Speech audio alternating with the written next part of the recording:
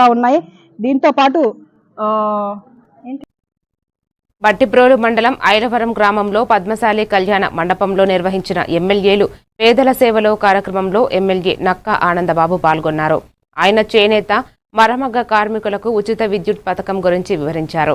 ఈ పథకం ద్వారా చేనేత మగ్గాలకు నెలకు 200 యూనిట్లు, పవర్ లూమ్స్ కు 500 యూనిట్లు ఉచితం. రాష్ట్రంలోని 93,000 చేనేత కుటుంబాలు 11,488 మరమగ్గ కేంద్రాలు లబ్ధి పొందనున్నాయని పేర్కొన్నారు. ఒక్కో చేనేత కుటుంబానికి సంవత్సరానికి 8,640 మరమగ్గ కేంద్రాలకు 21,600 వరకు ఆదా జరుగుతుందని తెలిపారు.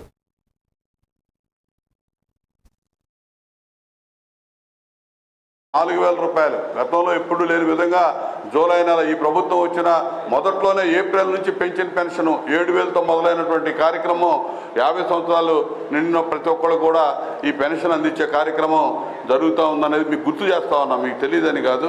అదేవిధంగా ఉన్న ఈ థ్రిఫ్ట్ స్కీము ఇది కూడా నాకు అవగాహన ఉంది.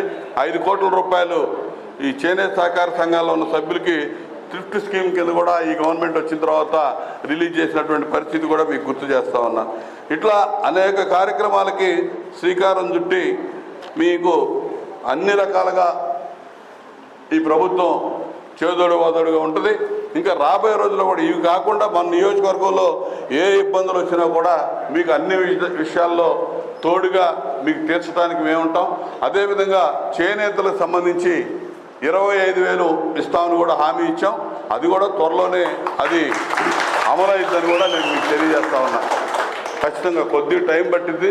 ఆర్థిక వ్యవస్థ అంతా నాశనం చేసి చిన్నాభిన్నం చేసిన పరిస్థితులు 2019 నుంచి 24 వరకు ఇలా ఆ వ్యవస్థను గాడిలో పెట్టుకొని ముందుకు పోవడానికి కొంచెం సమయం తీసుకొని ఇచ్చిన హామీలన్నీ ఈ సూపర్ 6 స్కీములు ఏవైతే ఉన్నాయో అవన్నీ మీకు తెలుసు, అవన్నీ అమలు చేసుకుంటూ అదేవిధంగా సర్వనాశనం అయిపోయినట్టు ఈ ప్రభుత్వం గతంలో తెలుగుదేశం ప్రభుత్వం